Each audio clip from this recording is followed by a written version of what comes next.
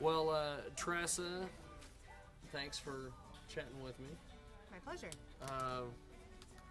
Give me a reaction from the debate. I'm glad it's over. I had things I knew I wanted to say, and I think that I said all of them.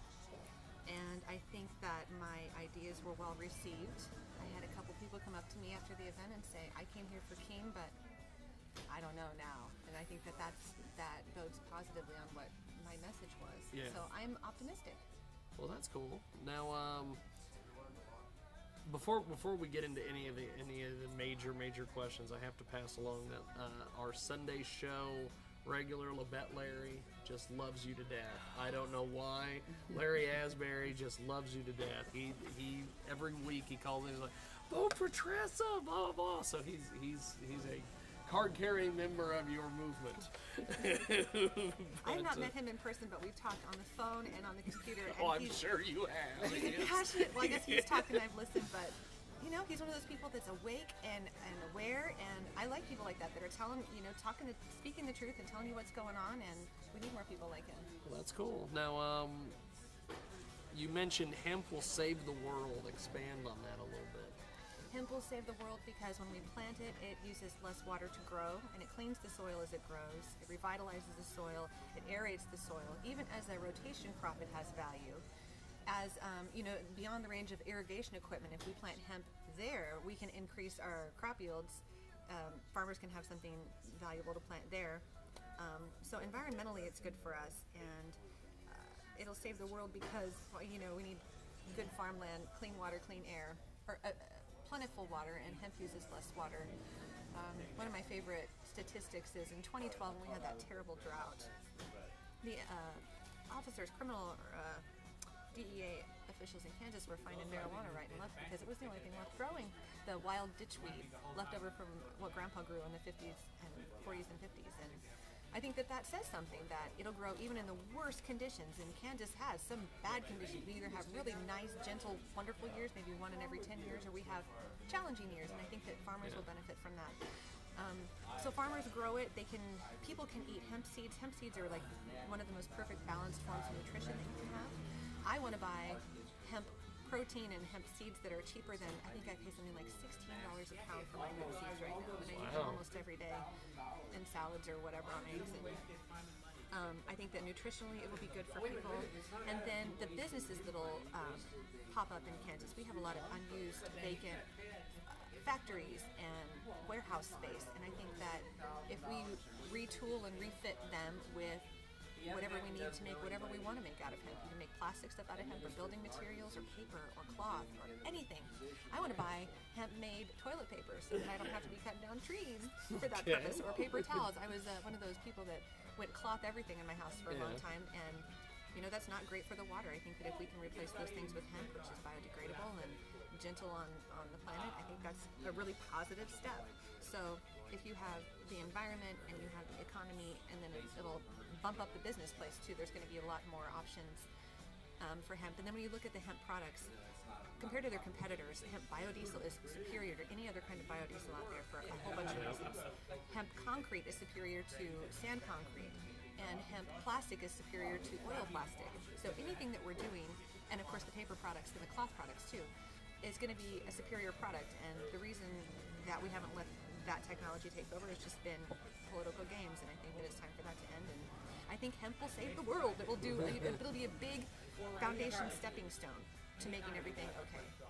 Well, I know that hemp was a big deal back, 50s and 60s, and even before that, and then cotton people got hemp banned because of all the things. Mm-hmm. Now, why did you become a libertarian?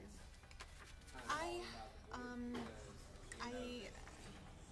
have been a family woman since I started having kids, and I was divorced after my older two, and I had some time suddenly where my kids were gone part-time with their dad, and to fill the time I started doing some volunteer work and looking to affect change in a positive way, things that I knew were a problem that needed to be solved. I just knew that there's not enough people working on the problems, and so I set out to do that. And I started in my own backyard with my homeowners association, and we got tied up with the state because everybody knows anything you do with the state takes time. And so in that downtime, I started looking for pursuing other causes I believed in. And I checked in with the Democrats briefly. They seem to be a lot of talk and not a lot of action. They feel like they have their hands tied in Kansas, like they are the dissenting majority, but they don't really have a clear vision other than not Republican, and that didn't fit with me. And they weren't big hemp supporters at the time, and I still think that they're tentative about throwing their support behind it.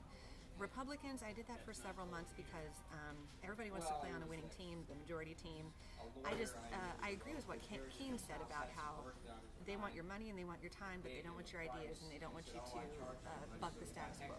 That didn't sit well with me either, and they're absolutely not willing to engage in cannabis conversations. And so in the 2012 election, I was registered as a Republican to vote for Ron Paul in the primaries. And when he didn't win, and I was really disheartened by the options that we were going to have, because I knew that more Obama was probably not going to be the best thing, and more whoever the Republicans put was not going to be good for the country. And then I learned about Gary Johnson, and it was like angels sang and light came upon everything. Actually, I went to the Libertarian Party first. I went to my first meeting in Topeka at this pub, and I walked in, and it was in the back room, and it was this cool, chic place, and everybody had a drink. Well, not everybody did, but it was the first meeting I went to that was laid back. There was real people talking about real ideas that were in line with what I believed, and they seemed to they were like really working on things. There were people that were in committees, and this group of people is working on this legislation, and this group of people is working on this.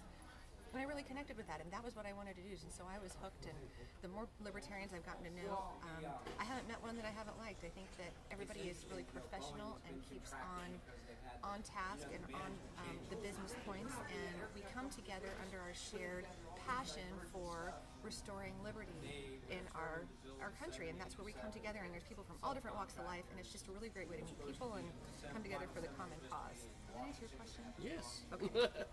Yes. Now, before I let you go, I asked this to Keem earlier, and I asked him two things. I'll ask you two more things. One is, everybody complains about Obamacare and the Affordable Health Care Act. What is the alternative?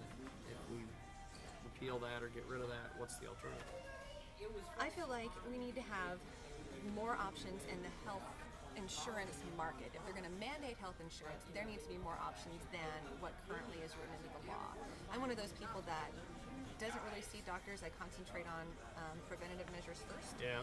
And I use alternative medicine type providers. So I hired midwives when I had my babies. I see a nutritionist or an acupuncturist, a massage therapist, or a chiropractor before I'll go to my MD. And the plans available now don't benefit me. They cost me a lot of money for basically something I'll never use. We would be candidates for catastrophic care insurance, and that's not available anymore. So what does Kansas do? I think that the first step is doing something like what Keene's son is doing, where doctors cut out the insurance industry and deal directly with the consumers, with the patients. And then I think the other thing is, if we're going to keep the Affordable Health Care Act, we need to offer or broaden it and give a little more flexibility to the types of plans that they can offer. That's cool. Or do away with it altogether and do away with insurance companies and have a single payer system where everybody just pays and you can just go get health care when you need it. I think that would also be, I mean, it's not super popular with libertarians because everybody wants to take care of themselves, but I think nobody can plan disasters or catastrophic illness, and there needs to be some, I think it's a right role of government to have some sort of safety net there. It's a proper use of the common support system, but the way that they've gone about it is, I think it's not sustainable, and it's not working, and it's very expensive and wasteful. And the final question is 5%. How can we get to 5%? We're going to get 5%. I'm pretty sure we're going to get 5%. Just because either candidate we go with, if I may say so, has got the best ideas. We're both willing to stick our necks out there and say the things that traditional politicians aren't willing to say. Yeah. They're not allowed to say, maybe I would say. And I think people are going to really identify with that. And if we brand ourselves properly, if the Libertarian Party of Kansas brands ourselves, introduces ourselves to the public and says we are not those wingy, those fringe nuts that you see on TV, they're labeling libertarian as people that are way out there. If we are the solution, if we're the ones saying these are the rules, I think we should stick to the rules and start with the rules and let go of all the extra stuff that we've been doing, I think people will identify with that. And I think 5% is an easy goal in this election. I think that we're going to be a contender for the governor's race. I think that, you know, in a three-way race, it's a 35%, something like that, majority, and that's the goal we should be looking for. Well, that's cool. Well, thank you. I appreciate it. Thank you. Thanks for doing this. And